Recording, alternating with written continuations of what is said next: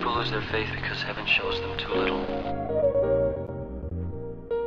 But how many people lose their faith because heaven shows them too much? Welcome to the Going North podcast, where we will deliver you tips and techniques to advance yourself and anything you decide to do. I am your host, Dom Brightman, and every Thursday I will interview authors, especially self-published ones, from various walks of life, and they will deliver you information and inspiration to help you charge forward. On a quick side note, be sure to check out my book, Going North, on Amazon.com. It's available on ebook, paperback, and audiobook. Now let's get on with the show. And today on the Going North podcast, we have, you guessed it, another author, but not just any author. This is an award-winning author, as well as a faith-based life coach, a motivational speaker, and she's also a reverend. And she is the wonderful Reverend Allison G. Daniels. How are you today, ma'am? How are you doing? I'm doing well. How about yourself? Oh, I'm doing fabulous, That's awesome. So I just gave the world a little short glimpse into you. So you like that you're an award-winning author and a faith-based life coach. Mind filling in the gaps where I may have missed some things? Other than I've been married now for the past 17 years, have 2 daughters, and I am a motivational speaker. So I kind of do a lot. Kind of doing a lot, okay. Wear a lot of hats, so I have a lot going on. That's right, a lot of magic going on. One thing that I should have mentioned earlier is the fact that this wonderful lady right here has written 31 books. She right now is probably the author with the most books written and published so far on this podcast, which is awesome. 31 books, y'all. So 31 books and the co-author of 6 books, and then another book that's coming out with several other authors. Okay, so 32 books. There we go. Soon she's going to reach the midlife crisis of 40 books, y'all. It's going to be great. Yes. So how did you come across, well, what inspired you to really just write and just keep on writing? Because there are folks out there who want to publish just their one lonely book, and you got 31. How did this all begin? I started writing actually in 1993. So my first book came out in 96, and I kind of made up my mind that every year I was going to put out a new book or a different book. And that's where, that came from, me having so many books. And then another way is I kind of found time in the wee hours to write and put the writing away, so that way I can start compiling things together and put another book out. So I constantly write every day anyway, but to actually come up with 31 books, it just took a lot of me focusing and making sure that I journal everything, any and everything that was said, that I thought, and just put it down and constantly wrote back and forth. Wow, because that's actually interesting. A new book every year, and it started in 93, right? 93, but the first one came out in 96. Ah, okay. All right, so I guess that means you kept a few books in the vault before you just set out and published them, right? Yes. Yes. That's right. Had that war chest race, like, yeah, I got something for them, but they ain't ready for it. No. Love stories, coloring books. So I have a lot that, I have for the future. That's actually a good, solid plan, though, because famous author and legendary motivation speaker Brian Tracy is talking about how when he was publishing his early books and he got to deal with it, and 6 months passed, and he just got done doing a TV interview, and his publishing company told him that they weren't going to push his book out anymore for him or help him out with it because it's been 6 months, and by industry standards, 6 months isn't a long time for a book. Your book's basically old by then. So he set out to release and have a book done every 6 months. So hearing you say that you wanted to release a book every year since 93 and then actually doing it 3 years later in 96, that's actually good. So that means you really got your method down and you really have a success formula there for others to follow. Yes. So how else has journaling benefited you besides just creating more content for books? One of the benefits is being able to go out and speak to, groups, churches, and to share the wealth of knowledge that I have in writing books and actually telling the stories of my experiences. And that has helped me definitely as a benefit, and also to help others to know that you have a book inside of you.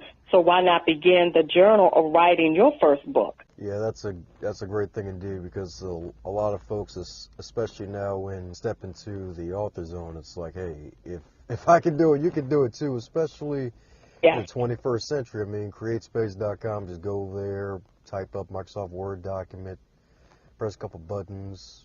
Well, that's if you want to get it published. I mean, if you want to do it right, there's obviously other things you have to do besides that. But it's like so easy to get your stuff out there nowadays. Right, it really is. But you just want to make sure that, when you're writing your books, it's actually your brand. So you're marketing, you're the market for your brand or for your book.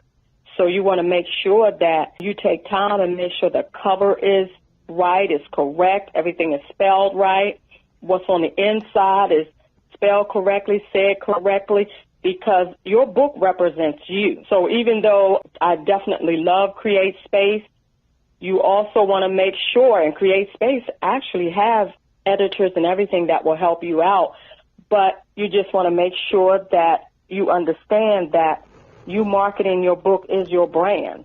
That's who you are, because you're the one that actually wrote the book. I take it very seriously, anything that I put out, because it represents me. Yeah, that's true, because, I mean, once you step into authorship and you publish books, I mean, that's a way for someone to connect with you. I mean, that's also really your footprint into the business of immortality, because a book is going to be still around after you're gone for your kids and your grandkids to read. Yes, it's your legacy. It's your voice that you're leaving that legacy behind. So you want to make sure that it counts. That's right. Just got to make it count, not just in dollars or bills, yeah. but just got to make it count. Exactly. So what trials did you have to overcome just to finally get just that first book out? What trials did you have to overcome? First of all, trusting someone else to put it into print for me, just releasing all of my thoughts for someone else to read. So that was a big obstacle for me, because I always thought, no one really wants to hear what you have to say. But we will be surprised that people actually want to hear what you have to say, the people that you have met along the way. And one of my obstacles was not really wanting to put it out and letting others into my world. And I started out, the first book was a book of poetry. And that was the second book, called Black Man, I Love You. So you're talking about putting out a book of poetry, and then someone is kind of going behind you trying to read what you wrote and to get them to understand it. So my obstacle was trying to get you to understand where I was coming from, why I wrote the book, what mood I was in, and da-da-da-da-da. Had to overcome, I guess, that fear of, once I put it out there, it's me, that's what I said, and that's how I felt, that's what I meant. So I was happy when I put my book out, or all of my books at this point. So just getting over that part, of how are people going to receive me once they read it. And so far I've had excellent reviews, and I've moved on from there. There you go. You had to basically brand that 2 Timothy 1:7 on your forehead, your chest, your back, so that way you won't feel, you'd be like, yep, no fear here. None, no fear. Yeah, because fear is a powerful thing if you let it take over you. Yeah, it will stop you from doing a lot of things that you know that you can do. But if you're worried about the opinions of others, you'll never do it.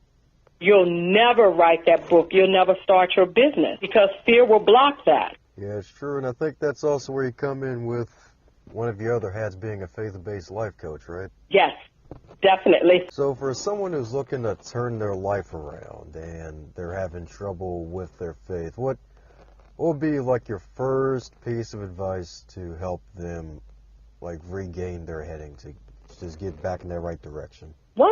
One thing, or maybe a few things I would probably ask them to do is to jot down some of the questions that you may have that you believe that are stopping you or standing in your way. And then I would go over the questions and ask them, what does it mean to walk by faith or to walk in your truth? And sometimes we don't know our truth because we've allowed so many other people to speak over us that we've lost our identity. So until I can kind of get them to focus on who they are and who God says that they are, I have to get you to get back in line with who you are. And my book is Walk in Your Authority, Unleashing the Divine Power from Within. So we all have the power to actually change our lives, but it's not until we get into focus and learn how to walk in our authority and walk in the truth. So they actually have to write some things down. I'll have them, answer 5 questions and try to go from there. Try to set a realistic goal so you're not kind of reaching so high, but you're reaching just enough so that I can see where you are and get into your mind and feel what you're thinking or know what you're thinking, kind of, sort of. And then ask them, where does your faith lie? Who do you believe in? And sometimes people don't want to answer that, and sometimes they do. But that opens up a whole nother door of your faith, too. So there are like several questions that I try to ask without prying, but definitely prying so that we can both be on one accord. Where do you want to go in your faith walk? There you go. It's important, especially with the question piece, because questions are kind of like the shovel. It's where you like dig up some, well, maybe not old stuff, but also some new stuff as well, because you may uncover something that may be buried deep within you, and you can, again, just learn to walk in your authority and just unleash that power. I mean, it's a wonderful thing. Right. And one of the questions I do ask is, are you walking in faith or are you walking in fear? And that's like a big question, because sometimes we don't know which direction we're going. And at that point is where I can kind of begin to direct a person. And once we answer, like I said, some more questions, we can kind of see, or I can see where you're coming from and how you're thinking. Just a lot of questions that I ask, maybe like 20, but sometimes it's less than that because we've already answered questions previously. And there are questions that you probably never even thought of answering that will actually unlock or unleash your divine potential, but you don't know it because if we're not connected, because sometimes you can be connected with the wrong people or you can be in the wrong circle, and you never think that you can outgrow the people that you're walking with or talking to. And until you step out of the box or step out of that comfort zone, you'll never know your full potential. So walking in your authority, actually, I have a lot of questions in here for you to answer after you finish each chapter. And it helps you really to think about your next level and your next goal. Yeah, and books like those are really some of the hidden gems, because I remember, I think it was Master P in his book, Guaranteed Success. A lot of the books, or at least a lot of the chapters, they would end with a good set of questions. And in the beginning, it was like, hey, this isn't just your book you just read and put down. You have asking the questions, and it's the same with yours, because it's like, it's not just all about Reverend Allison and her journey. It's also about you just answering these questions and just digging within yourself and just realizing what goals do you want to meet. Exactly. Yes. And there are also like 7 steps that I give. Sometimes we're dealing with self-esteem issues, and 3 of them were develop a self-love for yourself and develop your confidence. And then be careful what you speak out of your mouth. Speak life-changing words. I agree with that fully. Yeah, because it's what we say to ourselves in our private time that we really don't know that that's hurting us. But if you learn how to talk to yourself, self-love, you know, you're beautiful, you're wonderful, you're awesome, you're intelligent, you're magnificent. When we start saying those things to ourselves, you start building up your confidence on the inside, and then it'll start showing on the outside. So a lot of times it's what we say to ourselves privately that no one else hears but us. So I really try to make sure that I can help you change the way that you speak to yourself and the way that you think. Because if you can change the way that you think and the way that you speak to yourself, you can actually change the world, because you'll just start speaking life-changing words. So that's speaking that truth to power right there. Yes. So speaking of speaking and writing, what books have really inspired you to just live out your life and walk into your authority? Of course, you know I'm going to say the Bible, definitely, as one of the books that I read all the time, every day. And if I had to actually pick another book, it would be Battlefield of the Mind by Joyce Myers. And every now and then I'll pick that up and read that over and over again. You know, so there's like 2 books, and then there's several books, because I'm constantly reading.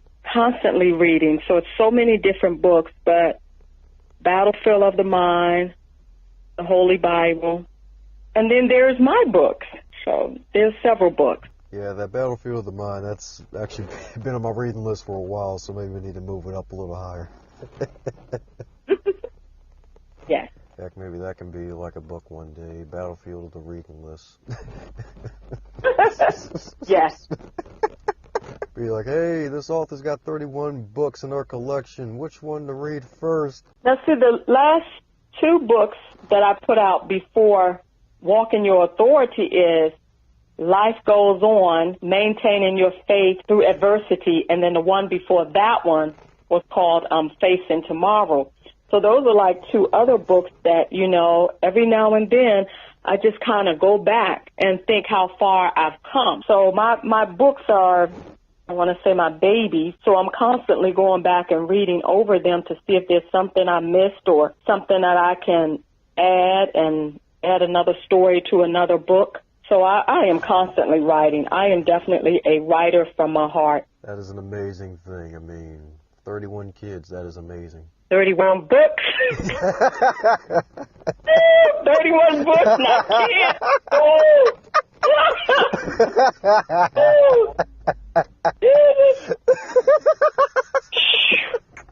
Lord have mercy. We're like, oh God, the food bill now.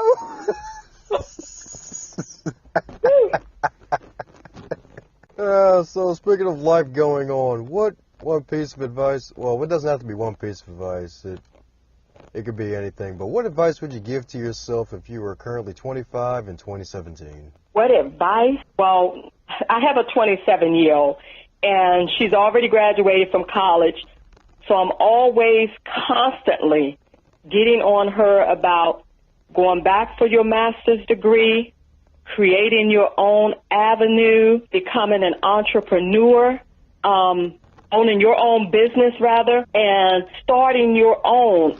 The skies are the limit.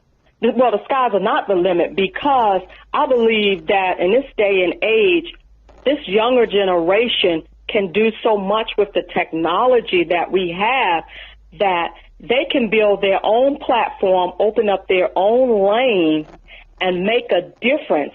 And then they don't have to worry about working for someone else. And even if you do, learn that trade, learn what they're doing, and then you create a whole nother avenue.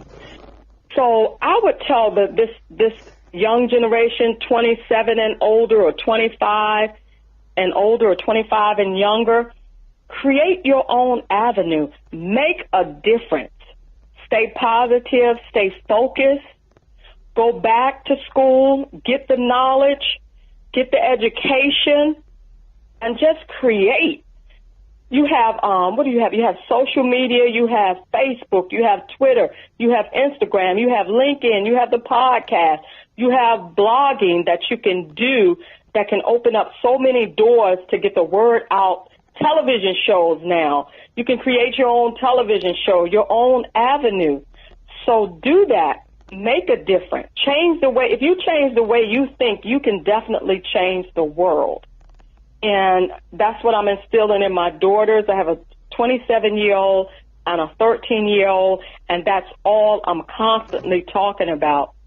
Finish college.